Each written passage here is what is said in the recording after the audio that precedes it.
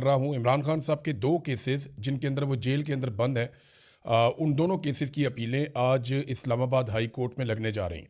ये बहुत इंपॉर्टेंट है, बड़े लंबे अरसे से यानी साल से ज़्यादा हो गया इमरान खान साहब और उनके वकला कोशिश कर रहे हैं कि इमरान खान साहब के केसेस इस्लामाबाद हाई कोर्ट में लगें।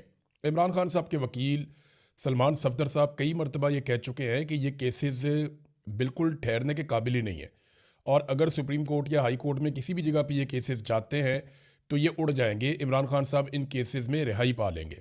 अब ये दोनों केसेस लग गए हैं और एक ही दिन लग गए हैं। और इससे पहले मैं आपको ये बताऊं कि 2 दिन पहले इमरान खान साहब की 9 केसेस में ज़मानतें मंजूर हुई हैं। 7 या 8 केसेस थे, गालिबन एक बुशरा बीबी का भी था।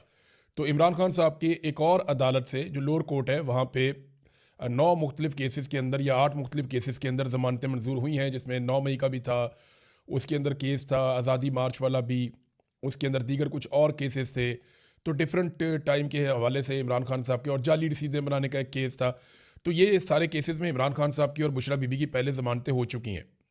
अब इमरान खान साहब और बुशरा बीबी के 2 केसेस, जिनमें एक केस, ये अलग अलग अदालतें हैं, एक केस सुबह 9 बजे अभी लगा हुआ है जस्टिस खादम हुसैन सोमरू साहब के सामने, तोशाखाना वाले केस की अपील, और इसी केस में इमरान खान साहब गिरफ्तार हैं। और दूसरा केस जिसमें वो गिरफ्तार हैं या कैद काट रहे हैं वो अलकादर केस की अपील है।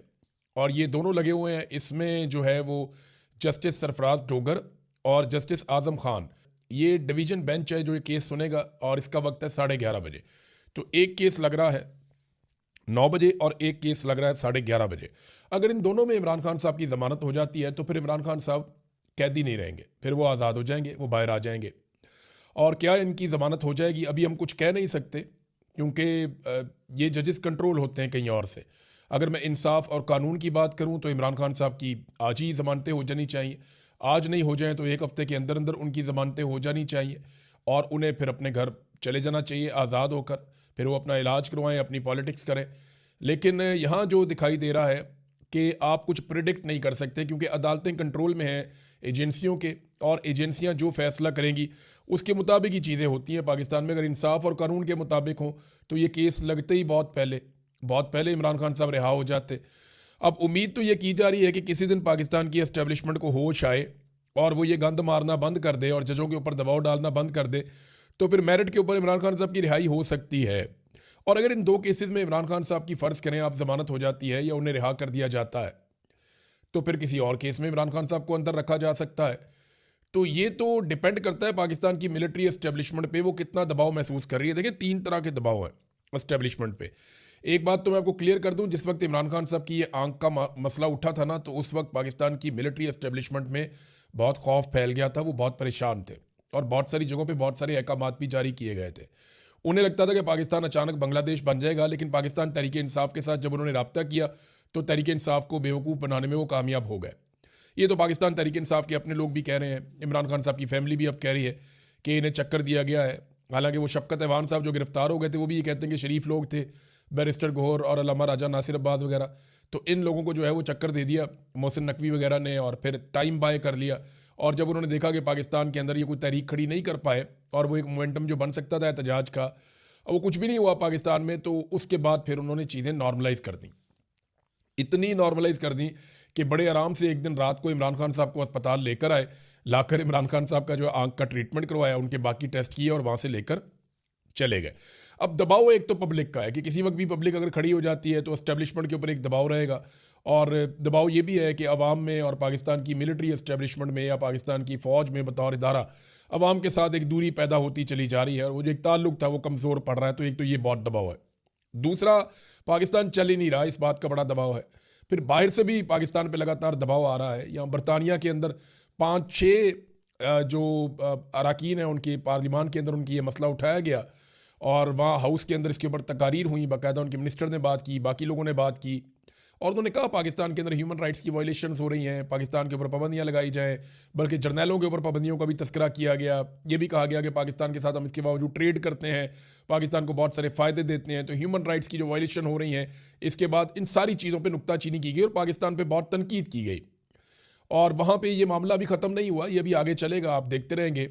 बरतानिया से आवाज़ उठ रही है, यूरोपीय यूनियन से आवाज़ उठ रही है, अमेरिका के अंदर आवाज़ें उठ रही हैं। लेकिन जब तक डोनाल्ड ट्रंप आसिम मुनीर के साथ खड़े हैं, जब तक डोनाल्ड ट्रंप को आसिम मुनीर से काम है, तब तक आसिम मुनीर साहब के लिए प्रॉब्लम नहीं होगा। लेकिन जैसे ही डोनाल्ड ट्रंप जो है टिश्यू पेपर की तरह इस्तेमाल करेंगे, तो उसके बाद मेरी बात याद रखिएगा कि यूरोपीय यूनियन हो, चाहे बरतानिया हो, चाहे अमेरिका हो, इंसानी हकूक़ की आलमी तंजीमें हों, ये सारे भरे बैठे हैं जो कुछ पाकिस्तान के अंदर किया गया है। उसके बाद बड़ा सख्त रद्द-ए-अमल इनके ऊपर आएगा। बहरहाल इमरान खान साहब फिलहाल तो गिरफ्तार हैं और ये एक अच्छी खबर है, उनके केसेस लग गए। देखते हैं इन केसेस के अंदर क्या होता है। इमरान खान को कत्ल करने की जितनी कोशिशें की गई, उन पे मुराद सईद ने एक तफसीली बयान जारी किया है और ये बड़ी अजीब चीज़ें हैं जो उन्होंने बताया। तशवीशनाक सूरत हाल उन्होंने कहा जी जन्म ले रही है और इमरान खान साहब इस वक्त रियासत की तहवील में है, जहाँ मुसलसल उनकी ज़िंदगी से खेला जा रहा है। आखिर किस चीज़ को छुपाया जा रहा है? उनका कंट्रोल्ड चेकअप किया जाता है, कंट्रोल्ड इन्फॉर्मेशन दी जाती है, कंट्रोल्ड मीडिया है जिससे ज़िंदगी को ख़तरा है, जिनकी वजह से वो इस नहज पर पहुँचे हैं, उन्हीं की बात पर यकीन कैसे किया जा सकता है? उन्होंने कहा जी इससे कबल इमरान खान पर वज़ीराबाद में कातलाना हमला करवाया गया, इनको गोलियां लगी, अल्लाह ने उनकी ज़िंदगी की हिफाजत की, लेकिन उस वक्त भी बयानियाँ बनाए गए।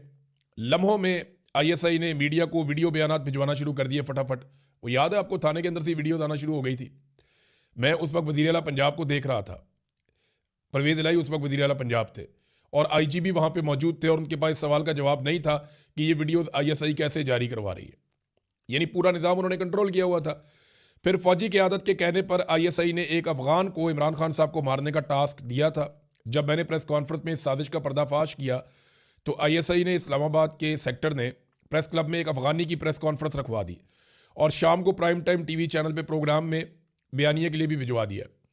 मैंने किसी का नाम तो नहीं लिया था, मगर ये जानते थे कि मैं किसका जिक्र कर रहा हूँ। इस तरह वो बंदा भी सामने आ गया। फिर स्वाबी में हेलीकॉप्टर गिराने का प्लान भी एक्सपोज हो गया, जिसके लिए डबल एजेंट हायर किया गया था, जो बाद में मारा गया।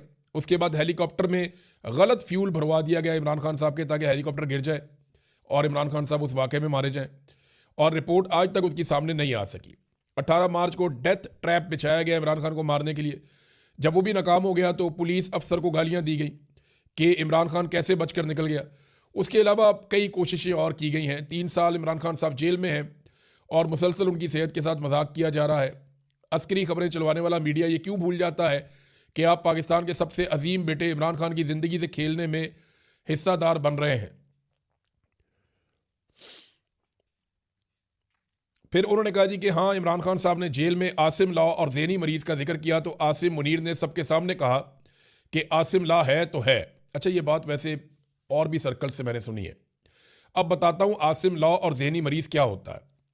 इसी गुस्से में डी चौक में खून रेजी की गई और इकबाल जुर्म करते हुए ये भी कहा गया कि संगजानी से आगे मत बढ़ो, क्या उखाड़ लिया, सिर्फ हमसे लोग ही मरवाए ना, फिर कोशिश करें इस्लामाबाद आने की। इस मरतबा अटक पुल